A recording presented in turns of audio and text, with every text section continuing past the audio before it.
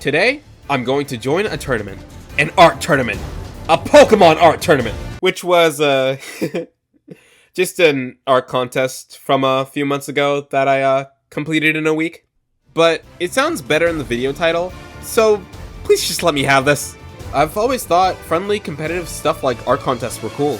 I see them as a way to improve upon my drawing skills by working under a strict deadline that turns a free drawing session into something more like a timed puzzle game, which forces me to think harder about making art.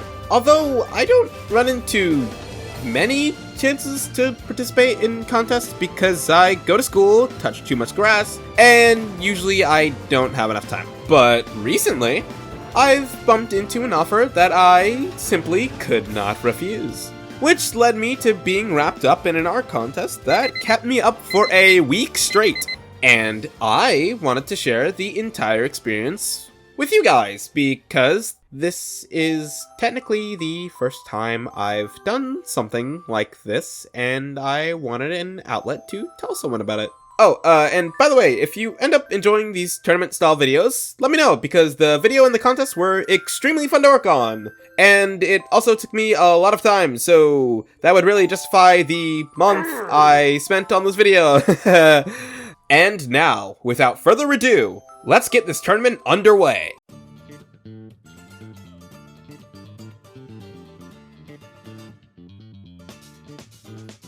The contest we're entering this time is TrueGreen 7's Mythical Alternate Form Challenge for Pokemon Day on February 27th. Well, I mean, not for Pokemon. The contest was just due on Pokemon Day, with the award being, bragging rights, possible clout, art advice. I don't know what to tell you. I respect the guy's creator. He's the main reason I still draw Pokemon to this day. And I have nothing else to do. Actually, never mind. I do have things to do. I just have 2 thumbs and I'm happy to be here. We were given approximately a month to come up with a design. A singular design over a month, mind you. This is important because, ironically, in true Ash Ketchum fashion, I chose to participate in the contest at the very last second. Listen. I'm bad at social media, and I mean really, really bad at social media. The only online interaction I get is on Discord, and whenever I feel like doom scrolling on my YouTube feed, which is, yes, a thing you can do now. And one day, I was just kind of swiping through my YouTube, and hey look, TrueGreen 7's hosting a Pokemon art contest, let's do it a week. Wait, what? By the way, this is not the first art contest TrueGreen has hosted. I know this because I was there. I did not participate in it, but I was there, which is kind of arrogant to say because I just watched the video. But watching it go down, I was like, that's cool. I want to do that sometime. Sometime is now, and I had a week to come up with an original Pokemon design. And as a student in the middle of a busy college semester at the moment, I said, I am going to skip so many college classes. The challenge of the contest was to give either or both of these fan-made mythical Pokemon, Fiendire or Labyrinth, an alternate form. Being legendaries in Pokemon, these forms could showcase a bizarrely extreme change in design, or it could just be, oh crap, he's green! But you gotta have an interesting idea and a reason to back it up. I chose Labyrinth because I liked its shapes, and after a whole whopping 21 hours clocked in, I came up with Labyrinth Interrogation Form, a ground and dark type that serves as a guardian of a long-forgotten labyrinth to thwart the attempts of grave robbers. When faced with a trespasser, it will ask them questions, and if it doesn't like their answers, they will get crushed between the 2 spike-coated walls along its body. Its ability is solely only there to make you feel stupid, although it's arguably still freaking good. It has extremely tanky stats, which I was told were too good, which, valid argument, but counter-argument, I hate Garganacl and I'm taking its stat spread. But if you knock off its item, it will return to its weaker form, which is a form of irony because it's completely immune to the move knockoff. But there are other ways, probably. Oh, and this is the statue that is used to change Labyrinth into this form. It's implied to be a portrait of its old master that the Pokemon has an extreme protective reaction to.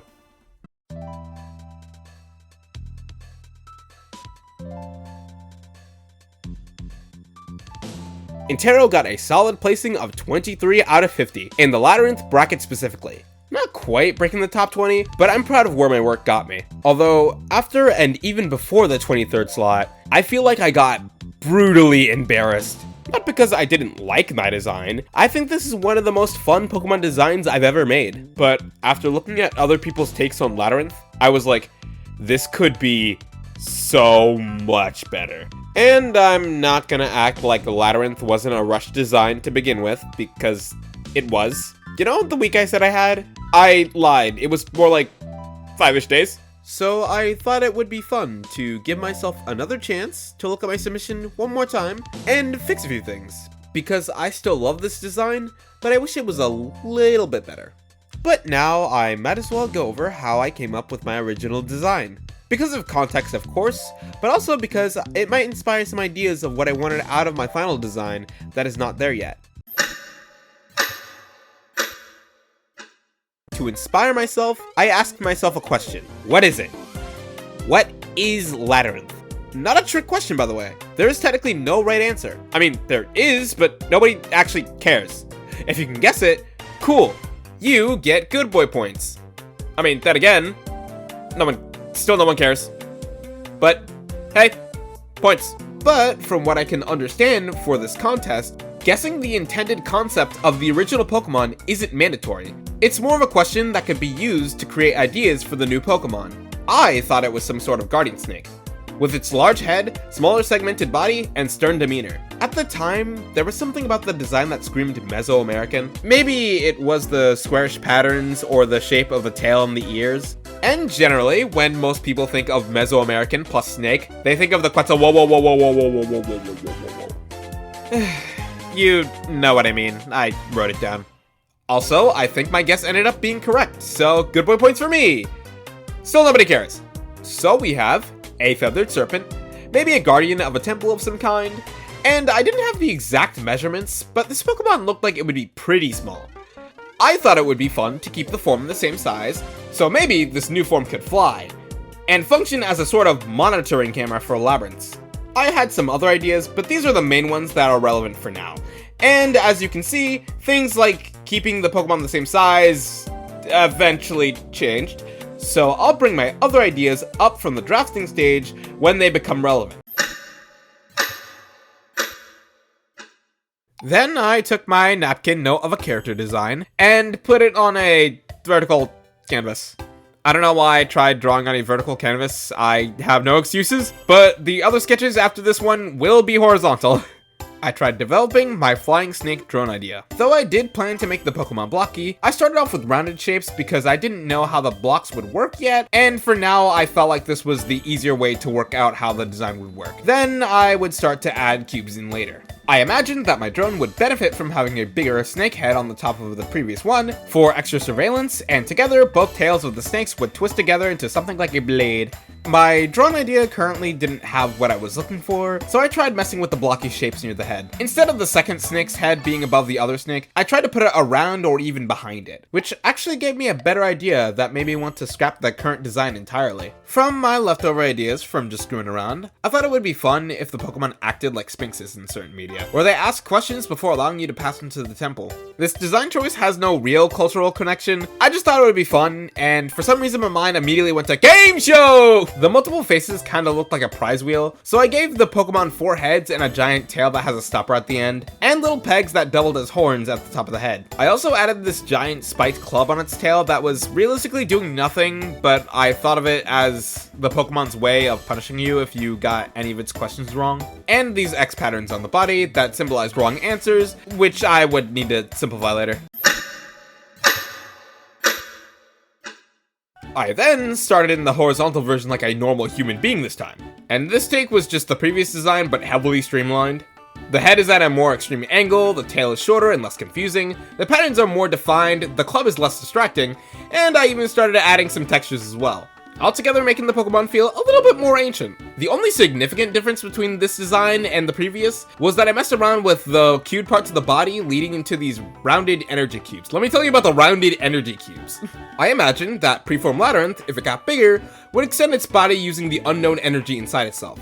I thought it was a fun way of making this form change more believable, and surprisingly, I kinda liked it, even though it was the only rounded aspect about the Pokemon. Similarly, I really liked the idea of the 2 spike wall-like openings in the middle. It made the Pokemon feel disjointed, but it was a fun concept that I wanted to take into the final design. The deadline is approaching, and I've spent 7 hours on this design. Which, as an art piece, doesn't seem like a lot, but counter-argument, look at this block schedule, which I have other things to do. So many other things to do. And by this point, I went from having a full week, in quotes, to now 2.5 days. Not to mention, I wanted to get the design done earlier than that, so I could make the Dex entry background without a ton of stress. So, yeah, the foot is on the gas now, and I need to finish what I started. Now! I had all my ideas together, all my references, and my thoughts, so this was going to be easy to finish. Kinda, I mean, I guess it wasn't, like, that hard, but it was kinda, you'll see. So, I might have skipped over a few things, and that was because before I started on the currently finished design, I got a little feedback from friends, and the general consensus was, the body did look a bit disjointed, but I still wanted to find a way to put it into the final design, so I was gonna keep that in mind. And one of my friends said it kinda looked like a Demogorgon, which I'm uncultured and don't know what that means, but its trap-like mouth gave me an idea. What if the whole idea of this Pokemon was that it looked like some kind of doorway that allows travelers to pass through it, but it clamps its body together on people it doesn't like? Then I could make the spikes and the space between the design make sense. I tore off the head of the previous design and started to experiment with ways of making the Pokemon's body into the shape of a maze, while adding some potential places where I could put the walls of spikes. I found out that the perspective that I was drawing the Pokemon in made it look too small, so I shifted it to be a slightly lower angle. To make sure all parts of the Mon were in perspective, I turned it into a 3D cube and started playing Minecraft in the Procreate file by chiseling away at the squares of my choice to create the Pokemon's body shape, which was so painful. At this point, I had all the basic features I wanted to put on the canvas, and all there was really left to do was to smooth everything out and refine all the details. Some notable things I added was the implied fang on the face, the dried out and cracked textures, and the giant spike in the middle of the Pokemon's chest. Then I used, Fire Pokemon to help render the red energy inside, while I try my best to copy Labyrinth's rendering style everywhere else. And this is Labyrinth. Again.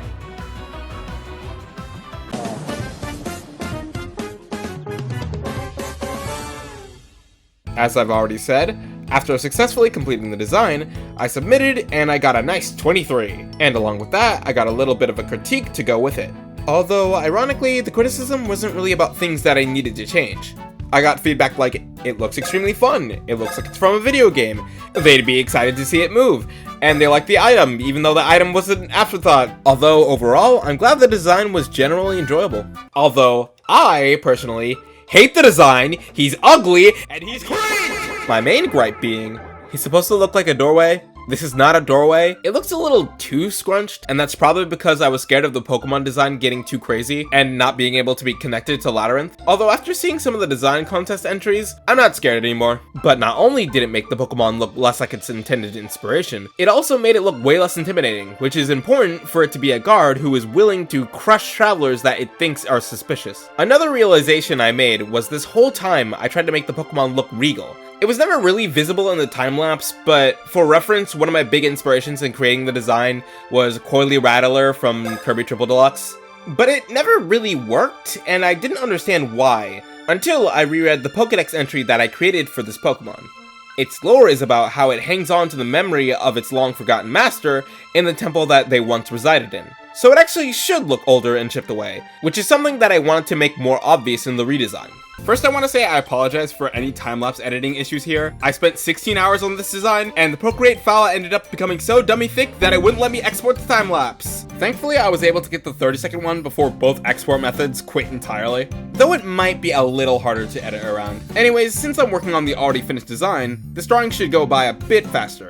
Well, in theory. I started by using this lower angled sketch, which looked way more intimidating. Then I started sketching out the body, which was wider than the previous design, but I ended up not liking it, so I erased it. Instead of making all the blocks near the front the same size, I made the two shouldering blocks near the Mon's head to make them more interesting to look at. They even have two giant spikes taking the place of the haphazardly placed horns on the previous Pokemon. I started to lay out the finer details, like the spike patterns and the body shape. I even added a mouth with a beard, and I chipped away face to make the Pokemon look older and worn. Here comes the line art, a bit of texture, and coloring, which is generally the same, but I just made it more fun to look at. Also, I did the shading in a style that was more similar to my own style because I was more concerned about rendering it like a Pokemon during the contest because it's a contest, but now that I don't really have to worry about that, I'm kind of free, so. And this is my final design. Labyrinth interrogation form once again. I don't know what to tell you, everything about it is exactly the same, it's the same thing. I would say this is everything I wanted in the design. The Pokemon looks older, it looks more like a gate of some sort, and I am starting to get a little bit better at making interesting shapes for shading. The only thing I really wanted out of this design that I didn't include was to add some sort of grass or moss on the body to show its age, like on more modern Mesoamerican temples. But I was a little afraid that adding it on the Mon would make it feel a little bit too passive or cluttered. Meanwhile, I didn't even know where to put the moss to begin with. But yeah, as I said, the video kind of took me like a month and a half, so if you had a fun time with this video, consider the legendary buttons down below. Not that ones, you know the ones. But really the super embarrassing amount of time that it took me to create this video was kind of like, I'm kind of experimenting with like different types of content, so I just kind of have like 30 ideas that we don't talk about them. But you know, I'm just kind of seeing what like works for now. Like I'm trying to strive for once a month because I want to work on this as well as a bunch of other stuff. And I already have a thing planned for like next month, but we'll see how that pans out. Anyways, keep on drawing and see ya!